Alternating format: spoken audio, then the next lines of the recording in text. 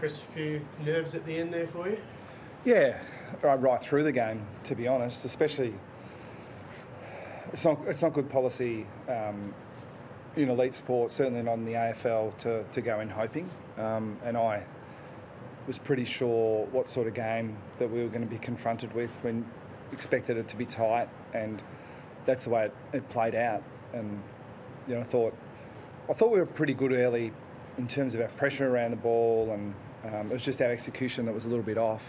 And it is the modern game to an extent that you can dominate field position, but with a bit of bad luck or a bit of opposition skill and a special play here and there, they are going from congestion in their back half into an open forward line, which is kind of, it feels like a bit of an injustice because you're outplaying the opposition, the ball's up your end, you can't score.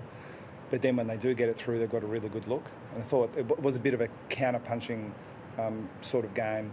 So to come away, if you had have said we were going to have 20 or plus 20 inside 50s, then you would have been pretty confident. But that doesn't account for the difference in looks in their kind of 44 versus our 63, I think it was. Do you prefer to be the counter-puncher or the one with the territorial? No, I think the territory. Yeah, but... and again, it's difficult, given the way they play, to get many really good looks in your open half. One way to do it is to give up field position and stack your back half and try to get the rebound, but that's dangerous against them as well. And generally it is against us as well, but clearly it's obvious what they're trying to do with their personnel, and they've got some line breakers that can be hard to stop at times, especially in those really good conditions that we played in tonight. I mean, they play at Marvel a little bit, so it sort of suits their style, I guess. Dad just stood up in that big moment right at the end there. How do you see his game I overall? really liked his game. Yeah, I thought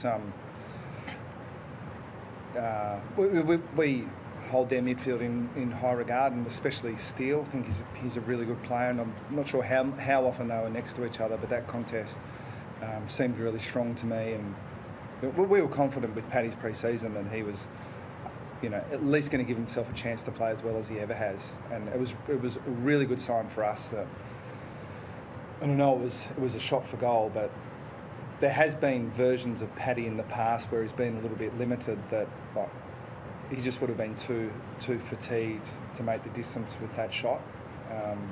So I think, I might be clutching at straws a little bit, but I think it's a good sign that he's in good shape. Were you confident he'd kick it? Because it wasn't an easy kick.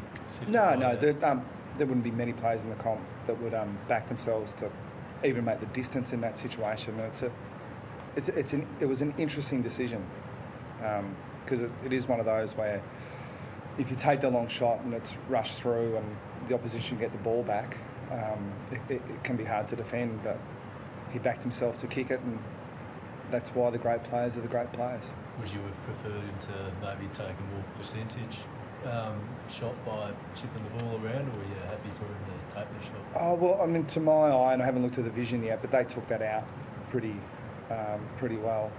And the theory's easy there, find another mark, but if you kick the ball short and turn it over, you'd be flat.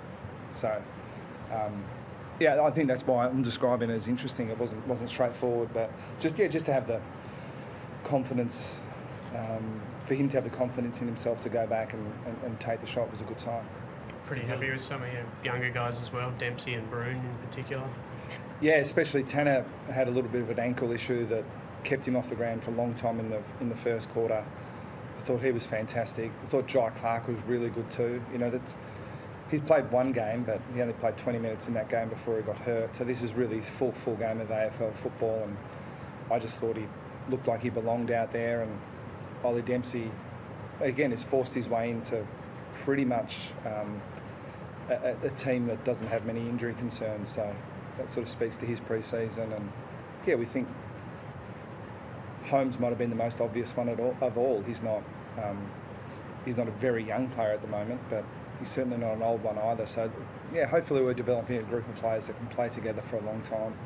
Do you feel disguised a little for Ollie Dempsey after a performance like that?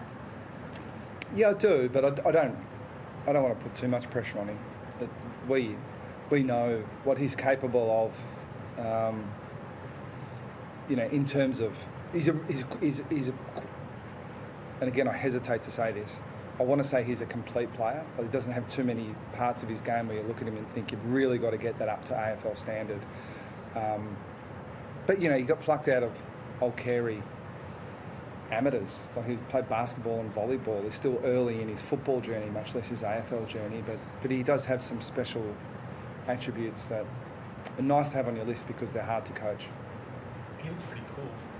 Yeah. And a little similar to what I was trying to describe with Pat. He's one of those guys that looks to me like he wants the moment. And again, it's easy to try to coach players and help them to be that kind of guy, but most of the time it's innate. And he missed a couple of shots that he'll ruminate on tonight, but he shouldn't, because as time goes on, I think he's going to be one of those guys that finishes his work really nicely. Rob Marshall was one of St Kilda's best tonight. Do you think you might have to look at Reece Stanley in the ruck and potentially give Toby Conway a look in probably earlier than you might have suspected?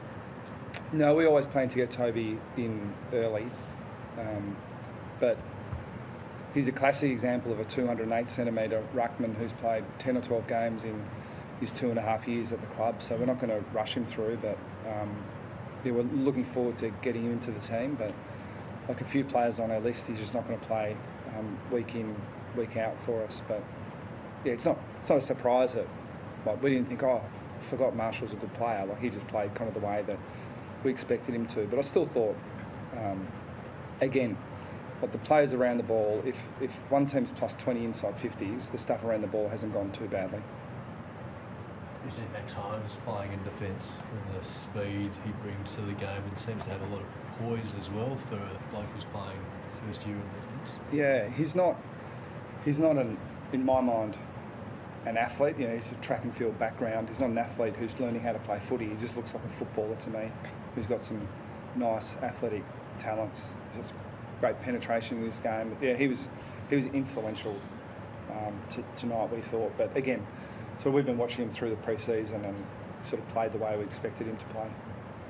You moved him into the middle for a bit. Was that something you'd like to do a bit more? Or? Yeah, well, I mean, there's always going to be the debate with your good players. It's kind of where are they going to be most effective. And I mean, if you force me to speculate on where he's going to end up, say in 2 years' time, I would say he'd be a midfielder.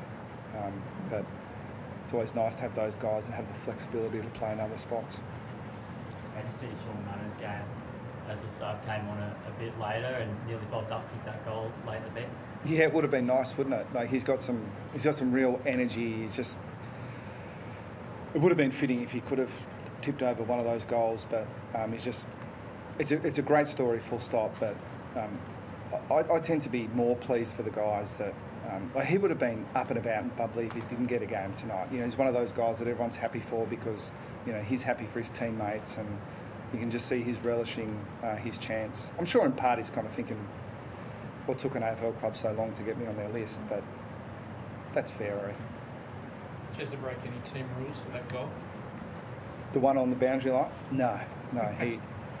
We tend not to have many hard and fast rules, but he doesn't have any.